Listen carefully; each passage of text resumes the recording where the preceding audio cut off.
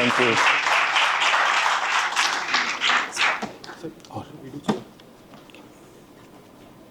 Just keeping it here.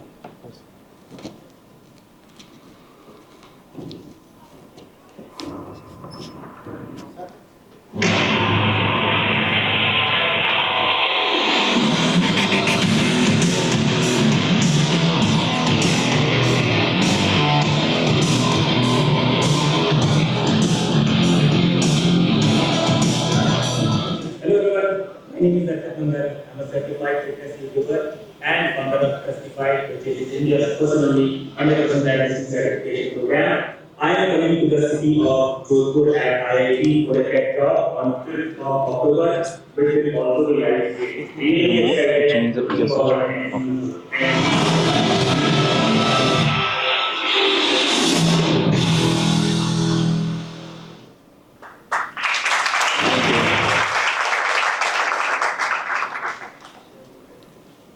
This is for the next and this is okay.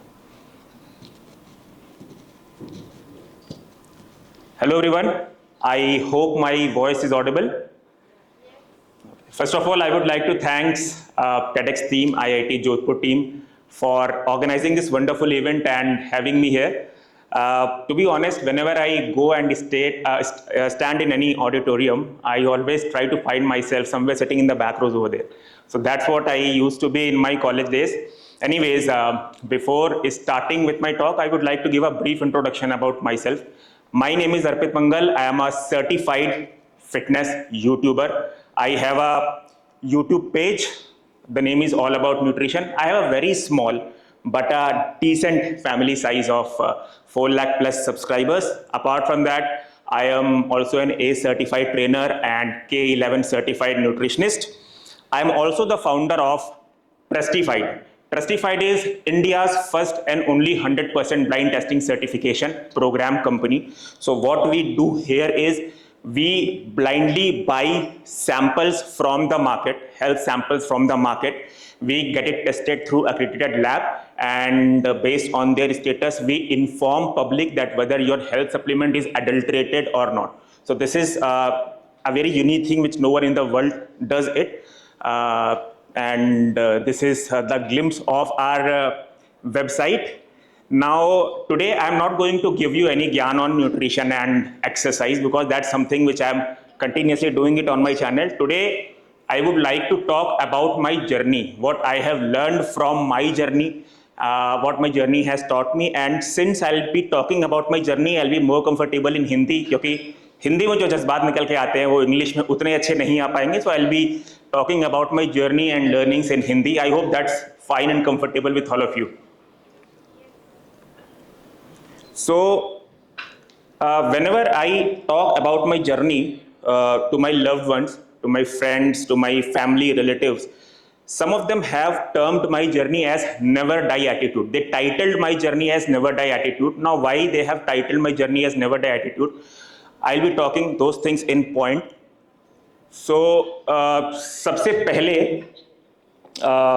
Starting से start करता हूँ तो मैं एक बहुत ही ज़्यादा शाई और इंट्रोवर्ट किस्म का बंदा था. मैं बहुत ही छोटे से होम टाउन से हूँ, गोंडा, जो कि उत्तर प्रदेश में है. तो वहाँ से मैंने जो है क्लास 10th अपना किसी तरह एजुकेशन कंप्लीट की. मैं इतना ज़्यादा शाई था कि अगर क्लास में टीचर कोई क्वेश्चन पूछती थी जिसका आंसर मुझे पता हो तो मैं वो भी देने से, मतलब आंसर पता होने के बाद मैं उठ के खड़े होने को वो आंसर बोल नहीं पाता था, इतना शाई था. तो जैसे ही मैंने 10th क्लास पास किया, मेरे फादर ने सोचा कि अगर ये ऐसे ही रहेगा, हम लोगों के साथ ऐसी कंफर्ट जोन में रहेगा तो ये कभी आगे नहीं बढ़ पाएगा. तो इसको बाहर निकालते हैं, अपने पास से दूर करते हैं, और जब ये खुद जो है अपने कपड़े धोएगा, अपने कपड़े आयरन करेगा, जब खुद एक लिमिटेड बजट में अपनी मंथली चीज़ों को संभालेगा, तब इसको दुनियादारी के बारे में पता चलेगा. So at that time my father decided me to send to Lucknow for higher education. I got admission in a good school in Lucknow, but वहाँ पे मुझे स्ट्रीम चूज करनी थी. अब जैसे ही मैं वहाँ गया मैंने देखा कि जैसे ही मैंने वहाँ गया मैं देखा कि लोग फिजिक्स ले रहे हैं, कोई बायोलॉजी ले रहा है, कोई और स्ट्रीम ले रहा है. मैंने कहा मेरा तो कोई गोल ही नहीं है, मैं क्या लूँ. तो मैंने क्या किया, मैंने सोचा कि यार कौन सी ऐसी स्ट्रीम है ना जिसमें सबसे कम पढ़ना पड़ता है। तो उस टाइम एक स्ट्रीम होती थी कॉमर्स। लोग कहते थे कि जिसको कम पढ़ना है वो कॉमर्स ले लो। तो मैंने इस चक्कर में कॉमर्स ले ली और 11th-12th किया। 12th में अराउंड 85% आए, तो मैं सोचा कि दिल्ली के किसी अच्छे कॉलेज से ग्रेजुएशन कर लूँगा। दिल्ली गया तो वहाँ पे 85% वालों की कोई वैल्यू नहीं थी। तो घुमा फिरा के वापस से लखनऊ आया, लखनऊ यूनिवर्सिटी से अपना ग्रेजुएशन कंप्लीट किया and then I moved to Pune. जब पुणे में मैं MBA फर्स्ट ईयर करने लग गया, then I realized my passion, मेरी लाइफ का पैशन क्या है। मैं अपने एक फ्रेंड से इंस्पायर होके मैंने जिम ज्वाइन किया। उस टाइम इतना ज़्यादा ह्यूज कल्चर नहीं था जिम, एक्सरसाइज, न्यूट्रिशन का, पर जब मैं जिम ज्वाइन किया तो जिम ज्वाइन करने के बाद मुझे अपनी बॉडी के अंदर इंटरनल और एक्सटर्नल बहुत सारे चेंजेस दिखने लग गए। हर दिन मैं जिम करता था और हर अगले दिन मैं अपने आप को नेकेड मिरर में देखता था, तो जो बॉडी में छोटी छोटी चीज़ें, जो छोटी छोटी चीज़ें भी आपको दिखती थी, वो मुझ में इतनी अच्छी पॉजिटिविटी फैलाती थी, इतना अच्छा पॉजिटिव एक मेरा अपने लिए रिस्पेक्ट, सेल्फ इमेज हो गई। मेरे पूरे दिन की प्रोडक्टिविटी, चाहे वो लेक्चर सुनना हो, अपने दोस्तों से बात करना हो, मैंने देखा एक इस चीज़ की वजह से मेरी पूरी दिन की प्रोडक्टिविटी बहुत ज़्यादा बढ़ गई है। तो what I wanted to say कि नो मैटर आप चाहे डॉक्टर बनना चाह रहे हो, चाहे इंजीनियर बनना चाह रहे हो, अगर आप थोड़ा बहुत भी टाइम अपनी बॉडी को देते हैं तो उससे मिलने वाली पॉजिटिव चीज़ आपका पूरा दिन प्रोडक्टिव कर देती है। So my passion has taught me that how being naked can help body image, self-esteem, success and overall feelings of well-being.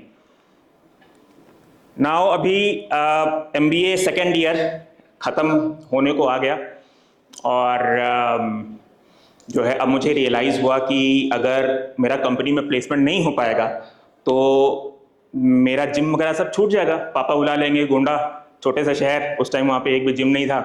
अपना पैशन कैसे पूरा करूँगा, और बड़े होने के बाद तो पापा से पॉकेट मनी मांगने में भी शर्म आएगी। तो मैंने कहा कि कोई वे फाइंड आउट करना पड़ेगा। तो मैंने कहा जो प्लेसमेंट का टाइम आया, मैं उस टाइम पे सीरियस हुआ, थोड़ी बहुत नॉलेज गेन की, current trending topics and all क्या चल रहे हैं, और एक IT कंपनी में मेरी जॉब लग गई। तो at that time I realize कि your passion will probably not pay the bills, so you have to find a way until your passion becomes a profession. So उस टाइम मेरे लिए अपने पैशन को प्रोफेशन में, अपने पैशन को पूरा करने के लिए जो पॉकेट मनी चाहिए थी, उसके लिए मैंने प्लेसमेंट लिया था। एंड देन मैं उसको जो है अपनी जॉब कंटिन्यू करने लगा। एक ये स्लाइड है, आप लोग सोच रहे होंगे कि ये किस लिए लिखा है। I just wanted to show about my dedication towards nutrition and exercise. मैं IT सेल्स में मेरी जॉब लगी थी। अभी सेल्स में होता क्या है ना कि 10 बजे अगर किसी क्लाइंट के साथ मीटिंग है तो आपको पता नहीं कि वो खत्म कब होगी, 4 बजे भी हो सकती है, 5 बजे भी हो सकती है, you never know. And eight that time जब इतनी नॉलेज नहीं थी, मैं अभी फिटनेस की फील्ड में पढ़ा नहीं था, सिर्फ एक पैशन था, उस टाइम ऐसा लगता था कि यार हर 2 घंटे में प्रोटीन खाना बहुत ज़रूरी है। अगर नहीं खाएंगे तो मेहनत बर्बाद हो जाएगी, बॉडी नहीं बनेगी।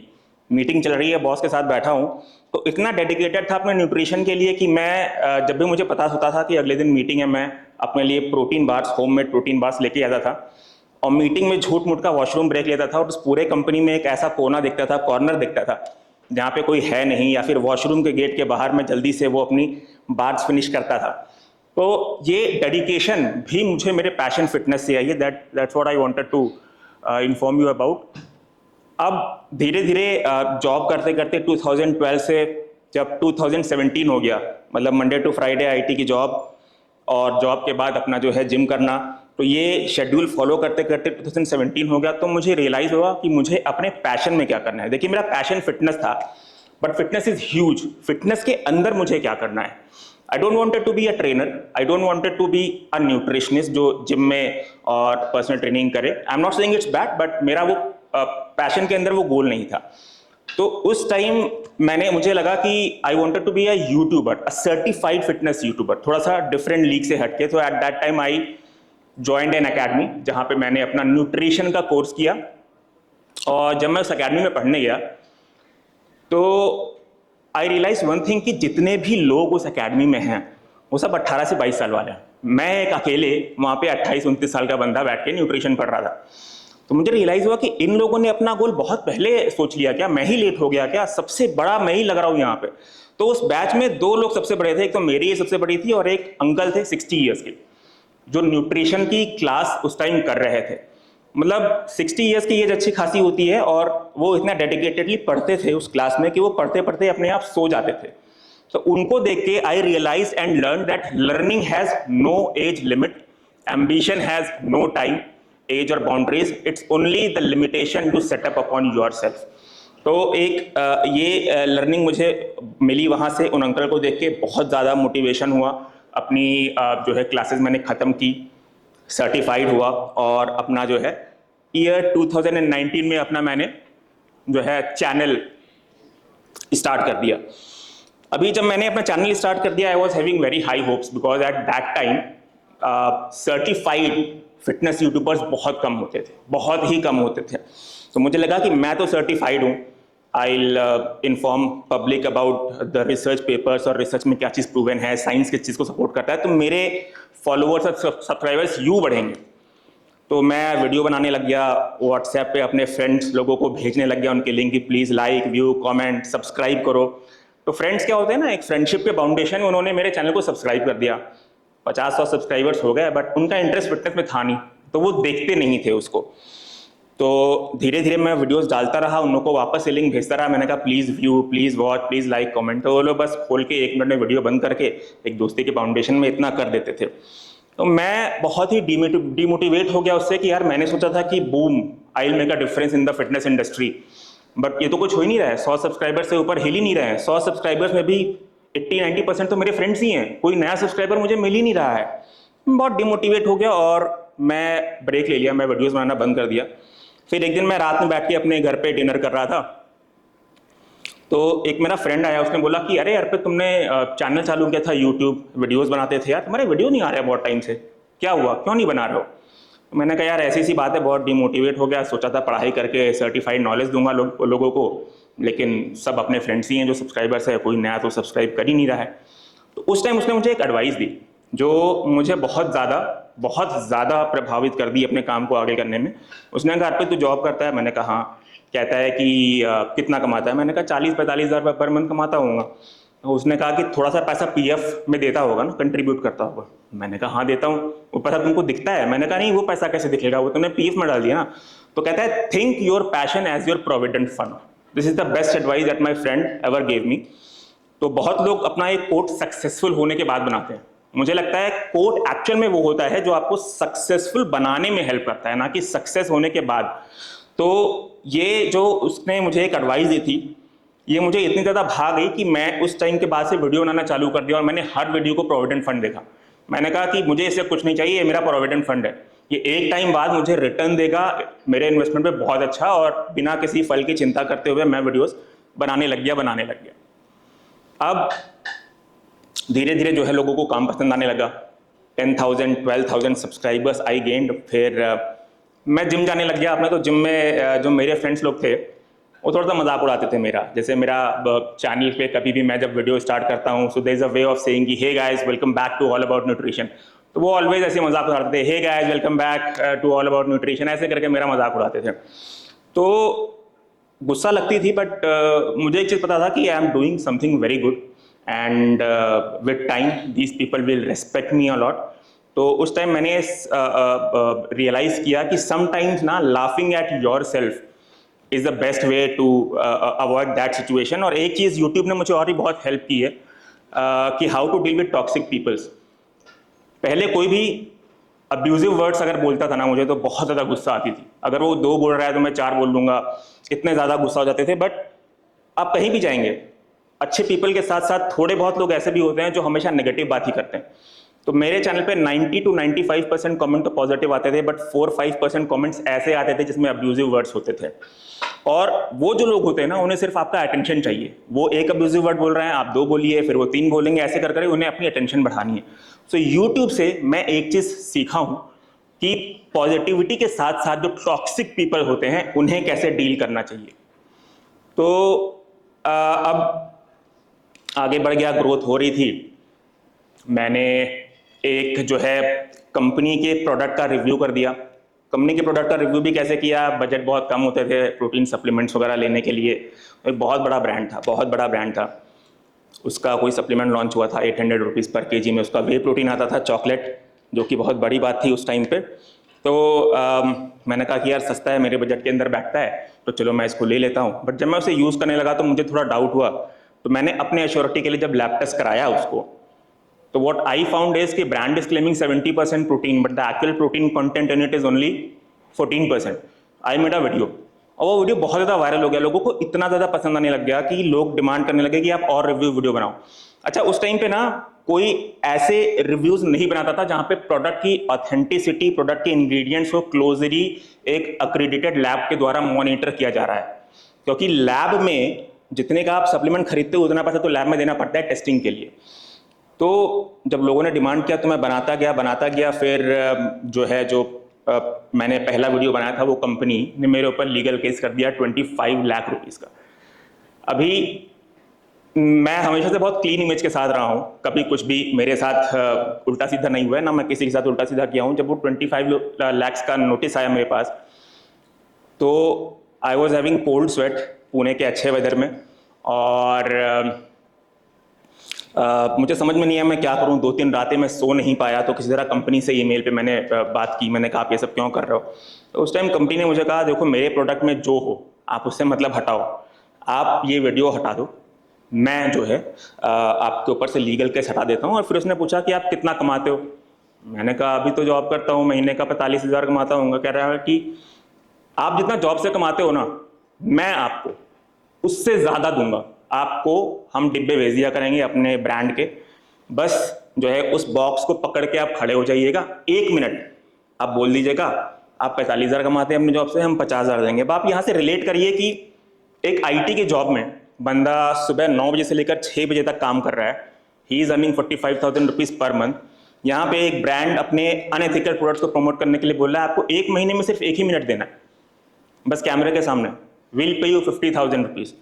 सो at that time I ended that conversation, और फिर मैंने सोचा कि नहीं, I am a health influencer, I am a fitness influencer. मैं अगर किसी को प्रोडक्ट रिकमेंड भी कर रहा हूँ तो वो उसके बॉडी के अंदर जा रहा है।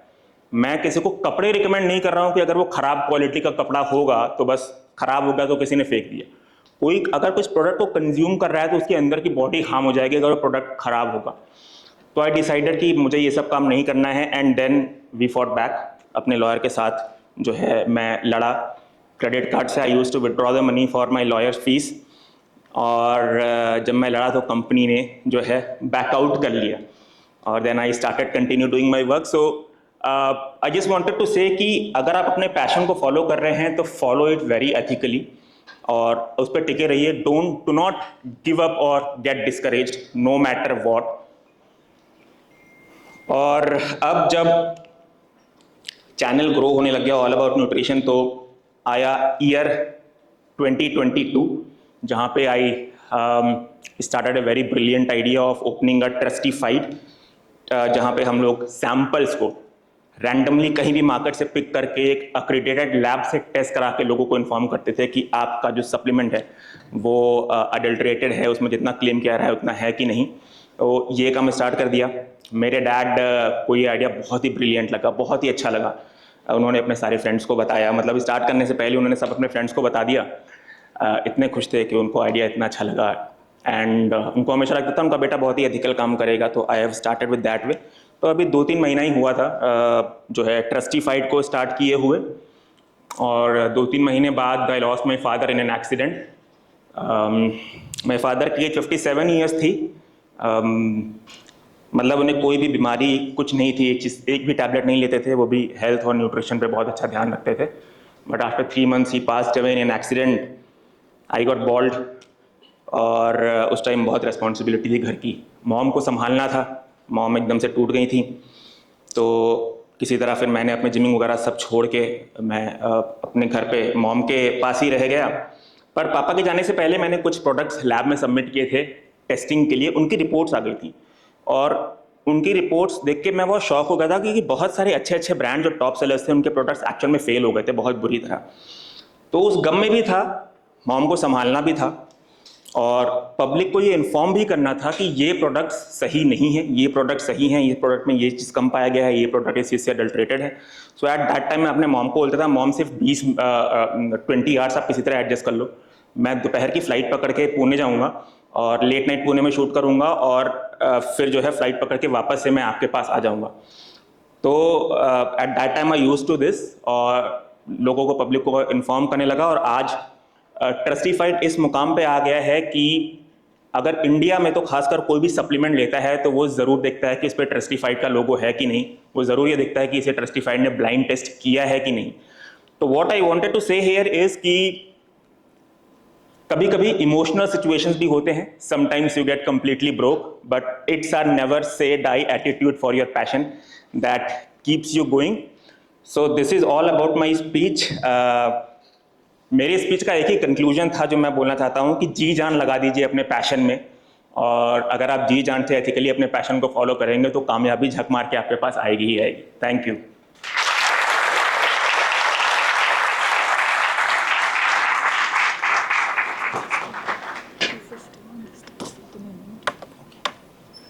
I have kept it here. There's more. Thank you, Albert, for sharing your valuable insights, and this was a unique inspirational journey. I will now request Dr. Akanksha Chaudhary to come on the stage for the music.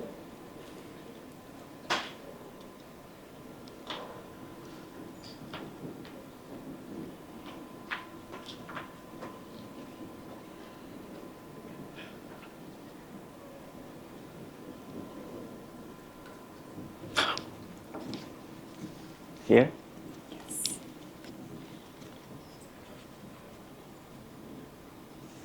Thank you so much. Thank you. Thank you so much.